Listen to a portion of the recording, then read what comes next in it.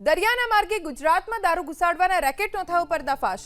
વલસાડના દરિયા કિનારેથી મોટી માત્રામાં દારૂ જપ્ત. દરિયામાં 555 પેટી દારૂ ભરેલી બોટને કસ્ટમ વિભાગે ઝડપી લીધી. દારૂ ભરેલી બોટ સાથે કસ્ટમ વિભાગે 8 બુટલેગરોને પણ ઝડપ્યા છે. 50 લાખથી વધુનો કિંમતનો મુદ્દામાલ જપ્ત કરવામાં આવ્યો. પ્રથમ વખત દારૂના કેસમાં કસ્ટમ વિભાગે કાર્યવાહી કરી છે.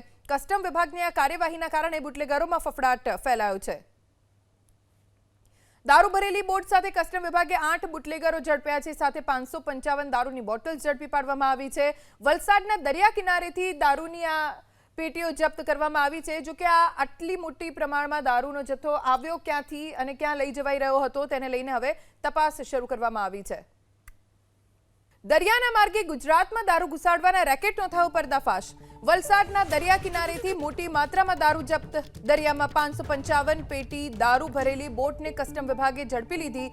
દારૂ ભરેલી બોટ સાથે કસ્ટમ વિભાગે 8 બુટલેગરોને પણ ઝડપ્યા છે.